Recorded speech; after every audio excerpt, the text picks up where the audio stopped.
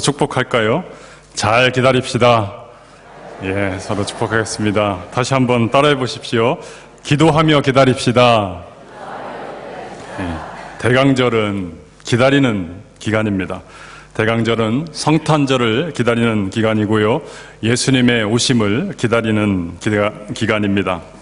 우리의 인생 자체가 기다림이지요. 오늘 교회에 오실 때에도 숱한 기다림의 시간을 지나오셨습니다. 어떤 분들은 버스를 기다려야 했고, 또 트레인을 기다려야 했고, 또 자가용 타고 오신 분들은 신호가 바뀌기를 기다립니다. 우리 아기들은 이제 커서 걷고 뛸 날을 기다리면서 방바닥을 열심히 기어 다닙니다. 우리 학생들은 열심히 공부하면서 사회에 나아가서 직업을 또 찾고 일할 날을 기다리고 있습니다. 농부는 뿌려둔 씨앗들, 그것이 자라나서 열매 맺게 될 그 날을 기다립니다. 이제 막 제가 설교를 시작했는데 언제 끝나나 기다리는 분 안 계시겠지요? 우리 인생은 이렇듯 크고 작은 기다림으로 가득 채워져 있습니다. 이 세상에는 두 종류의 사람이 있습니다. 한 종류의 사람들은 잘 기다리는 사람들이 있고요. 다른 한 종류의 사람들은 잘 못 기다리는 사람들이 있습니다. 매우 유명한 실험이지요. 스탠포드 대학의 월터 미셸 교수가 그 동료 교수와 함께 1970년도에 대학 옆에 있는 유치원 4살에서 6살짜리 아이들 거의 600명 이상이 이 실험에 참여했습니다. 굉장히 많이 참여했지요. 실험 방법은 간단합니다. 조그만 방에 아이를 불러서 선생님이 말합니다.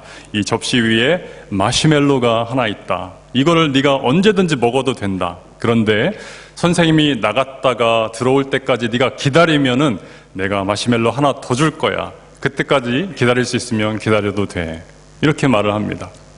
아이들이요, 2개를 먹기 위해서 대부분은 노력을 합니다. 선생님이 나갔던 시간은 15분, 아이들이 기다린 시간은 평균 6분이었습니다. 그것을 하나 더 먹기 위해서 어떤 아이들은 혓바닥으로 맛만 이렇게 보는 아이도 있었고, 또 어떤 아이들은 손톱만큼씩 조금씩 떼어 먹다가 어느새 다 먹어버린 아이도 있었고요. 어떤 아이는 굳은 일념으로 한 개 더 먹겠다, 그것을 보지 않고 막 책상을 발로 차는 아이, 뒤돌아 서 있는 아이, 별 아이들이 다 있었습니다. 약 25% 정도가 15분을 견디고 마시멜로를 2개를 먹었다고 합니다.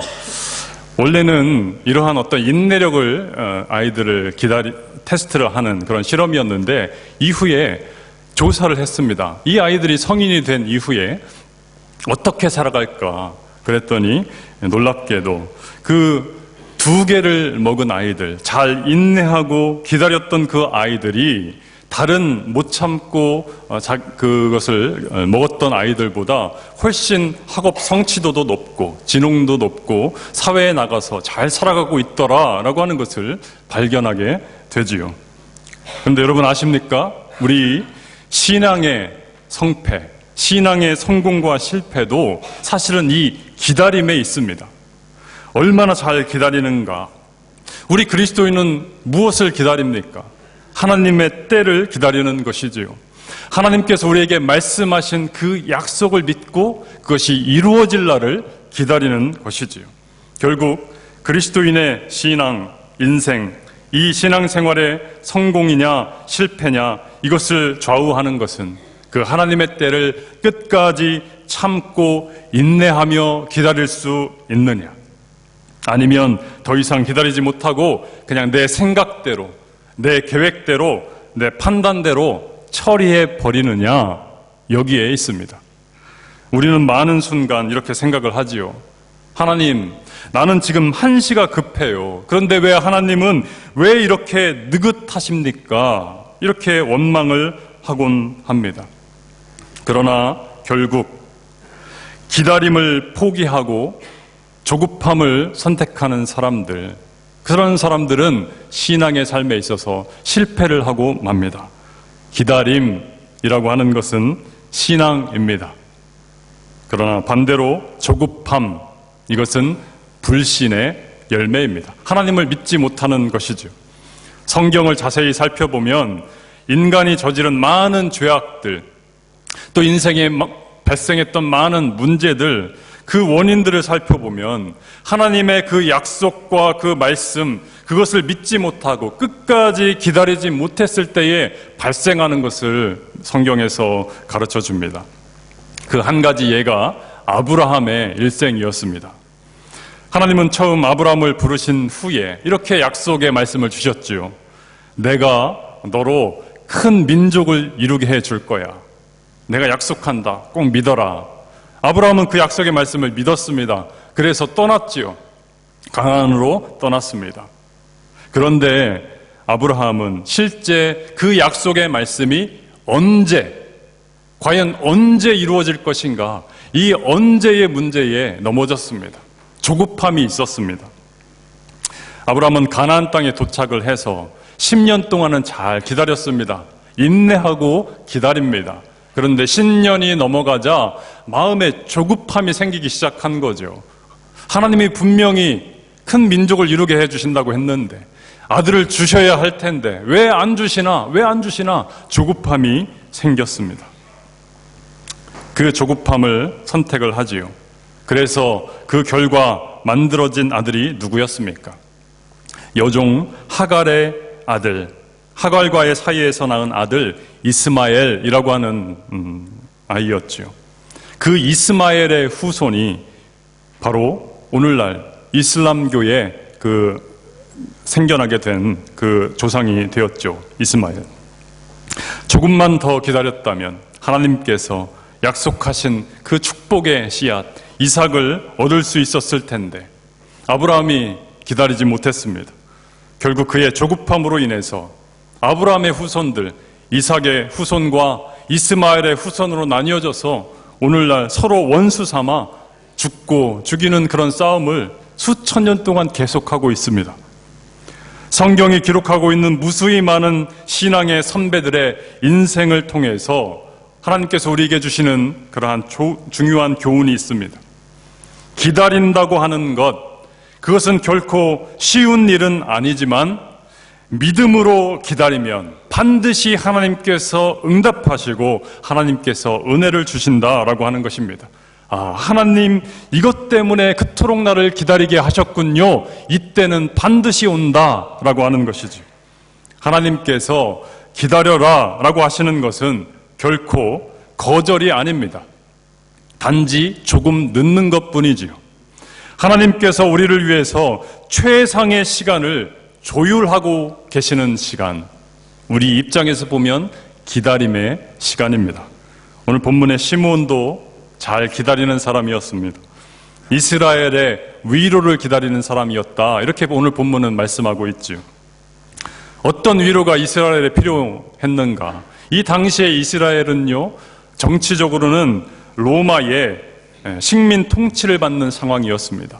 또 종교적으로는 대제사장들과 사두개파 사람들이 성전의 권력을 장악했습니다. 그래서 성전 세금을 걷어들여서 돈 벌 목적, 그리고 기득권을 유지할 목적으로 성전에서 살아가는 사람들, 이런 사람들 아래서 살아가는 이스라엘 백성들, 정치적으로, 종교적으로 어디 마음 둘 데가 없는 사람들이 이스라엘 백성들이었지요. 그래서 시므온은 이 이스라엘에 위로를 주소서 이렇게 기도하는 사람이었습니다. 그 위로란 결국 무엇입니까? 메시아, 즉 예수님께서 나타나셔서 이스라엘을 좀 구원해 주십시오, 이러한 기도의 제목을 가지고 있던 사람이었다고 하는 거죠.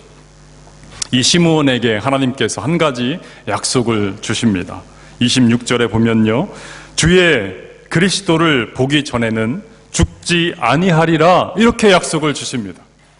무슨 말씀이냐면 메시아를 너의 눈으로 직접 보기 전에는 너 죽지 않을 거야, 이런 약속의 말씀입니다.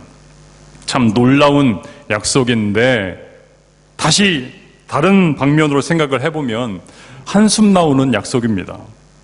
여러분에게 만약 어떤 소원이 있는데 하나님께서 내가 1년 후에 꼭 들어줄게, 혹은 5년 후에 들어줄게, 이것이 아니고 내가 꼭 들어줄게, 그런데 언젠간 들어줄 텐데 네가 죽기 전에는 들어줄게, 이렇다면 여러분, 기뻐하면서 감사하면서 그때를 기다릴 수 있겠습니까? 참 어려운 겁니다. 그런데 시므온은 기다립니다. 해냅니다. 어떻게 그것이 가능했을까? 오늘 본문은 시므온을 이렇게 묘사하고 있습니다. 그를 의롭고 경건한 사람이었다. 의롭고 경건한 사람이었다. 여러분, 의롭고 경건한 사람, 이 동의어가 뭔지 아십니까? 그는 말씀과 기도의 사람이었다. 같은 의미입니다. 말씀 읽고 묵상하고 말씀에 순종하는 사람이었고, 시므온은 기도하는 사람이었다. 그는 의롭고 경건한 사람이었다. 우리 성도 여러분 각자에게 기도의 제목들이 있을 것입니다. 나름대로의 계획도 있으실 것입니다. 이것이 이때쯤 이루어질 것 같은데 왜 안 이루어질까? 내가 기도하고 있는데 왜 안 될까? 그런 때가 있습니다. 그런 때는 하나님의 기다려라, 기다림의 사인입니다. 기다림의 시간이 힘겹고 지루하게 여겨질 수 있지만 하나님의 응답의 때는 언제나 정확합니다. 인간의 눈으로 보기에 늦은 듯 보여도 그 시간이 우리에게는 최적의 가장 좋은 때입니다. 여러분, 기도의 아버지 조지 뮬러 목사님 아시죠? 영국 브리스톨에 고아원 사역을 시작하십니다. 그리고 수많은 12만 명이 넘는 그러한 아이들을 키워내시지요. 일상의 모든 순간을 기도로 살아가셨던 목사님이 조지 뮬러 목사님이었습니다. 그 기도의 일기를 보면은 5만 번의 기도 응답을 받았습니다. 그 내용도요, 굉장히 일상의 소소한 내용들이 많이 있습니다. 물론 아주 거창한 그런 대단한 내용도 있지만요. 이를테면 이런 겁니다. 하나님, 오늘 저녁에 우리 아이들, 원생들 먹일 빵이 없어요. 어떻게 해요? 하나님 도와주세요. 기도하면 옆집에 그 빵집에서 팔다 남았다고 빵을 갖다 줍니다. 하나님, 오늘 날씨가 너무 추워서 아이들에게 보일러를 떼줘야 되는데 보일러가 고장이 났어요. 하나님 어떻게 합니까? 갑자기 기도가 끝나자 남풍이 불어서 온도가 따뜻해져서 보일러를 틀지 않아도 될 정도의 그런 날씨가 됩니다. 이러한 기도의 제목들이 그의 기도 일기에 빼곡하게 5만 번 이상이 적혀 있다라고 하는 거지. 에이, 목사님 거짓말 조금 과장 아닙니까? 어떻게 5만 번을 기도하고 5만 번을 기도 응답을 받을 수 있습니까? 라고 생각하실 수 있지만 불가능한 일이 아닙니다. 이 조지 밀러 목사님이요, 30세에 고아원 사역을 시작하셨습니다. 93세에 돌아가셨습니다. 63년을 사역하시고 63년 동안의 그 기도 일기에 적으셨죠. 5만 번 나누기 63년 하면은 1년에 약 800번 정도 됩니다. 800번 나누기 365일 하면은 하루에 2번에서 3번 정도 기도 응답을 받은 겁니다. 하루에 2번에서 3번. 여러분 많습니까? 기도하는 사람들은요, 충분히 가능한 5만 번입니다. 이 목사님께서 기도하자마자 그 중에서 5만 번 중에서 즉시 응답받았던 기도 약 3,000번이었습니다. 어떤 분들은 굉장히 많다고 생각할 수 있지만 500번을 기도하면 약 30번 정도 즉시 응답을 받은 거죠. 굉장히 작은 그러한 즉시 응답의 기도의 제목이지요.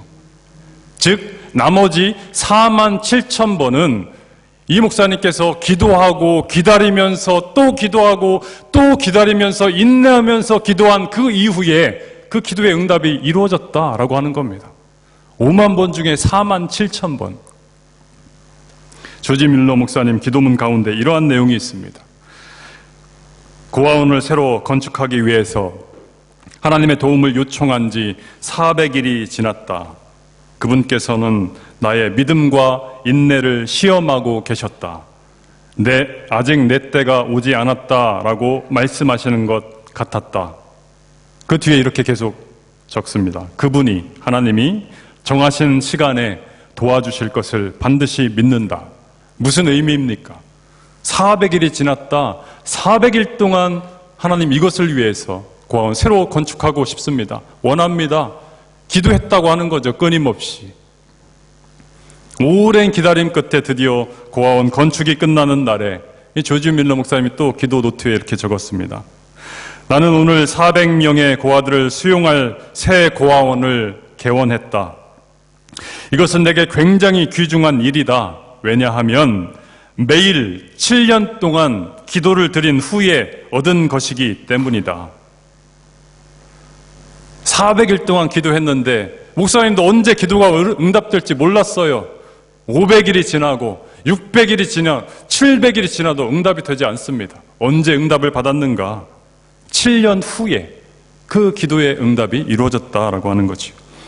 사랑하는 성도 여러분, 여러분은 오늘 어떤 응답을 기다리며 하나님께 기도하고 계십니까? 게임에 빠진 아들 정신 차리게 기도하고 계십니까? 믿지 않는 남편 예수 믿게 해달라고 기다리며 기도하고 계십니까? 돈 버느라 바빠서 예배 참석하지 못하는 아들 예배 참석할 수 있게 해달라고 기다리며 기도하십니까? 예를 들다 보니까 아들하고 아빠만 있네요. 여러분, 믿음을 가지고 인내하면서 기도하시기 바랍니다. 여러분, 포기하지 마십시오. 주님의 때가 되면 반드시 이루어 주시는 분, 그분이 바로 우리 하나님 아버지이십니다. 이 복된 기다림의 절기 대강절에 하나님의 때를 잘 기다려서 응답의 은혜를 누리는 저와 여러분의 복된 인생 되시기를 축원합니다. 기도하겠습니다.